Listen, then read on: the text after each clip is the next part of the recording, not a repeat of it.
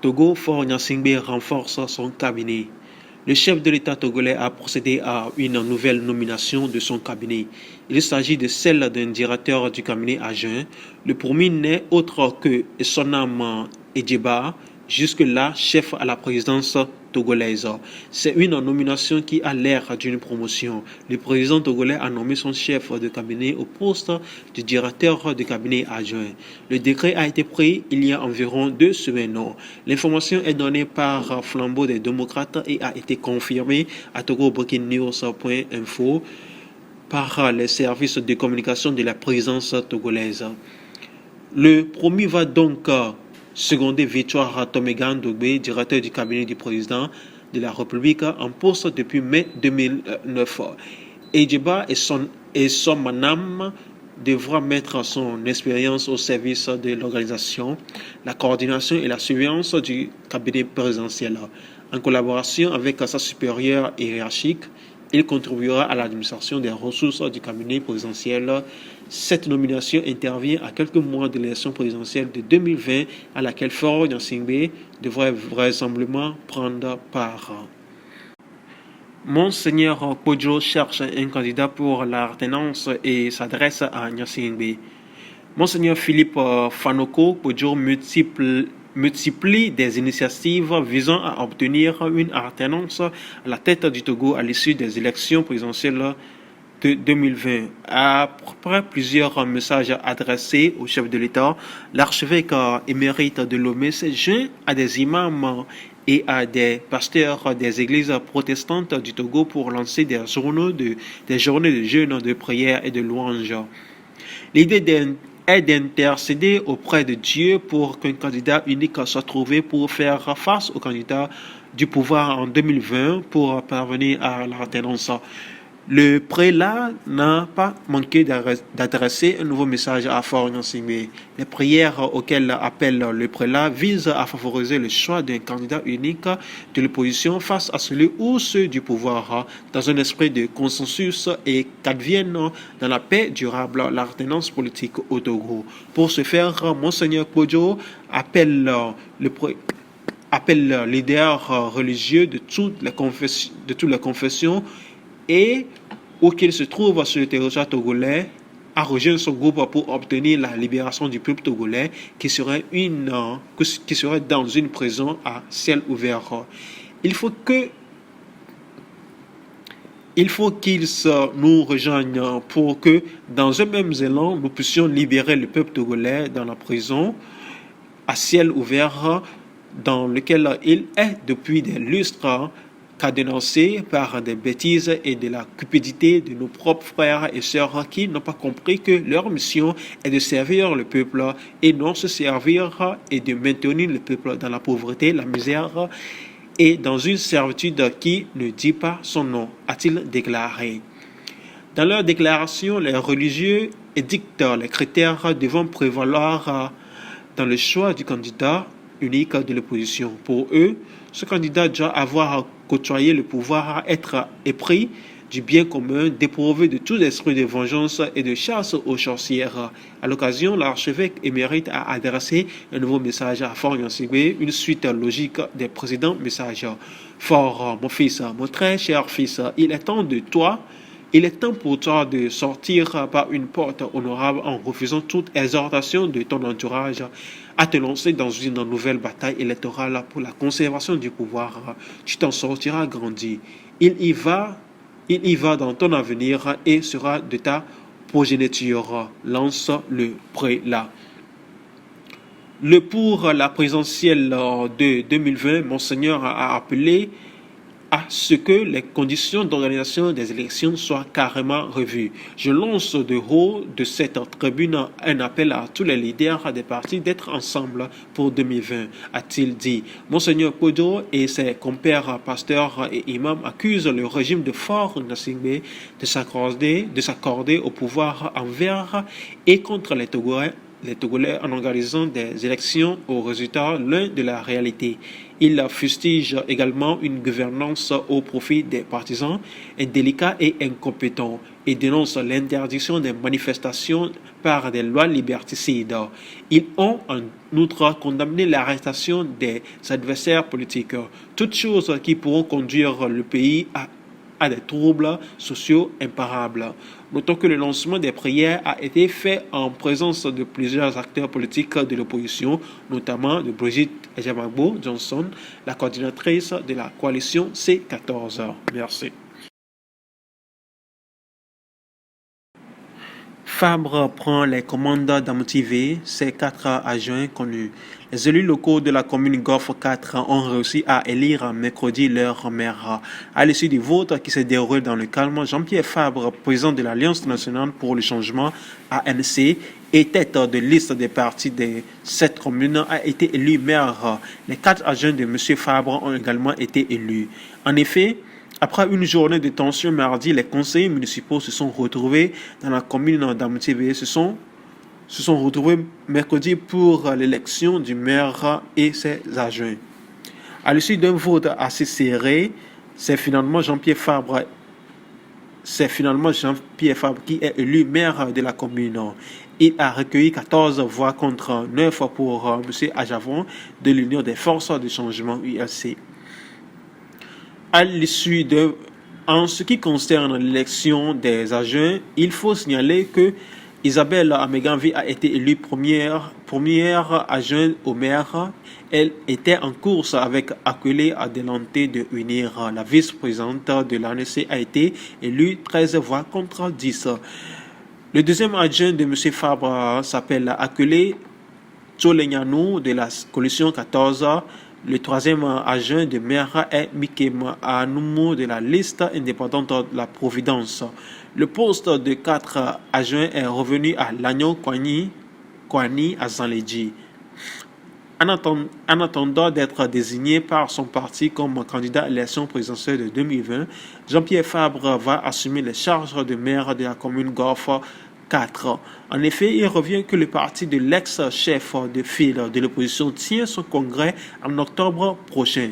Les travaux vont aboutir à l'investiture d'un candidat pour le scrutin de 2020. Et ce sera sans surprise que le candidat malheureux aux élections présidentielles de 2020 et de 2015 sera investi pour une nouvelle tentative.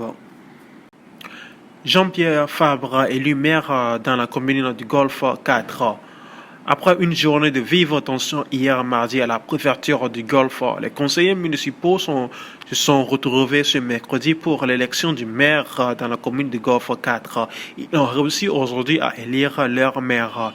Et c'est Jean-Pierre Fabre, président de l'Alliance nationale pour le changement ANC, qui est élu maire de la commune du Golfe 4. Il a recueilli 14 voix contre 9 pour M. Ajavon de l'Union des forces de changement UFC. Hier, dans la commune de Golfe 2, le coordinateur du Grand Lomé des forces démocratiques pour la République FDR, James Amaglo, a été élu maire. Les conseillers municipaux de la commune de Golfe 1 se réunissent cet après-midi pour élire à leur tour leur maire de cette commune. À l'Alliance nationale pour le changement de l'ANC, on annonce un congrès en octobre prochain pour l'investiture du candidat du parti à l'élection présidentielle de 2020. Des indiscrétions évoquent déjà le nom de Jean-Pierre Fabre, le nouveau maire qui sera candidat de ce parti à cette élection. Ekoué Bodar, candidat en 2020 pour conduire le Togo à la terre promise. Ekoué Gamesouk Bodar s'est déclaré mardi comme une alternative crédible pouvant offrir l'alternance aux Togolais en 2020. L'ancien fonctionnaire du Fonds monétaire international FMI a annoncé sa candidature à l'élection présidentielle prévue pour être organisée dans le courant du premier trimestre de 2020. Il s'engage en cas de victoire à mener une politique de dialogue, d'ouverture et de réconciliation nécessaire à la reconstruction du Togo. À l'occasion, M. Kodar a invité le chef d'État actuel fort ainsi au dépassement et lui demande de mûrir sa décision au sujet de 2020 en prenant compte l'intérêt général du Togo.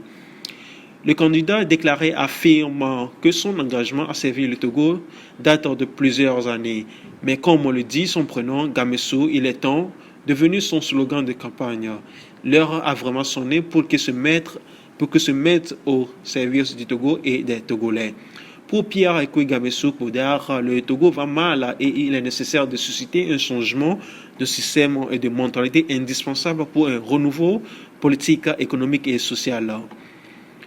Il estime que le pays souffre d'un déficit démocratique qui est le résultat d'un verrouillage plutôt politique caractérisé par le manque d'alternance au sommet de l'État. Il pointe également du doigt un verrouillage économique qui favorise seulement une minorité et tue l'esprit d'entrepreneuriat dans la majorité.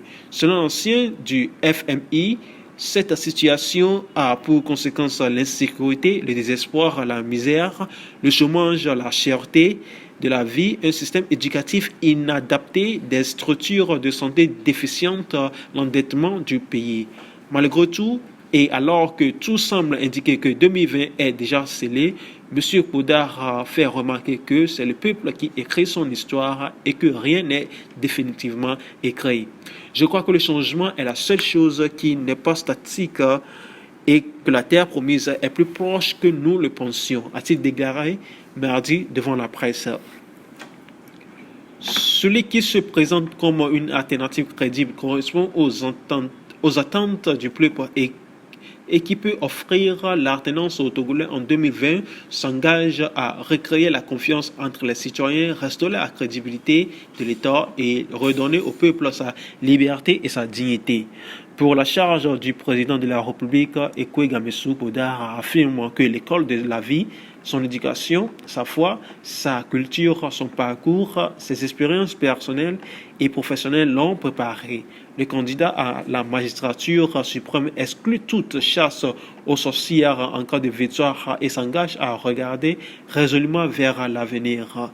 Nous vous proposons, chers compatriotes, une politique d'ouverture et de dialogue permanent et sincère. Nous avons la ferme volonté de travailler avec tout le monde sans exception pour promouvoir cette politique d'ouverture, dit-il, avant de préciser que la réconciliation des Togolais sera une urgence pour lui. Le candidat estime que l'alternance visée ne constitue pas une menace pour l'année et les soldats qui la composent. Il annonce que l'armée républicaine sera le garant de la nation et de l'intégrité territoriale et gardienne des citoyens dans une démocratie restaurée. Afin que 2020 est décisif pour le pays, Ekwe Gamessou Poudar lance un appel fraternel et solennel à Fort Gnassingbé. Nous lançons un appel fraternel et solennel au chef de l'État de faire preuve d'évaluation de soi, de se mettre au-dessus de la mêlée pour mûrir sa décision au sujet de 2020, de bien considérer les faits sans interférence aucune, prendre en compte avec noblesse et grandeur l'intérêt général de notre pays, affronter courageusement sa conscience et sa responsabilité au fin de prendre la bonne décision. Nous le savons capable de dépassement. Nous sommes convaincus qu'il sait qu'un grand leader doit soigner sa sortie afin de rentrer dans l'histoire du bon côté, a lancé M. Poudar. Pour finir, l'homme qui promet un renouveau au Togolais à compter de la présidentielle de 2020 invite la population à sortir massivement voter le moment venu pour opérer le changement. Pour ce faire, il demande au gouvernement de rouvrir le fichier électoral pour des nouvelles inscriptions.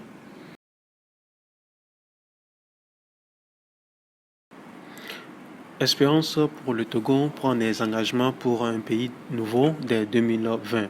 4 septembre 2018, 4 septembre 2019, cela fait exactement un an que le mouvement des forces vives Espérance pour le Togo a vu le jour avec pour objectif principal d'aider les politiques à réussir les réformes politiques et rompre avec la longue crise au Togo. À l'occasion de ce jubilé de Coton, une conférence publique a été animée mercredi à Lomé sur le thème pour un Togo de bonheur pour tous, une dynamique unitaire. Notre avenir nous appartient. 10 engagements ont été pris par les responsables pour un Togo nouveau en 2020. Selon les responsables du mouvement, si dans un an, le 4 septembre 2020, on voit à l'horizon enfin dégager les contours du Togo nouveau, ce serait parce que les citoyens ont choisi une gouvernance partagée, c'est-à-dire qu'ils ont décidé de ne pas tout attendre des gouvernements, de se mettre en route pour prendre d'accord leurs problèmes et y trouver ensemble les solutions qui sont à leur niveau avant d'en demander aux autres. Le mouvement assure pour un Togo nouveau dans les mois à venir. Il faut une société civile forte, consciente de son rôle de veille citoyenne.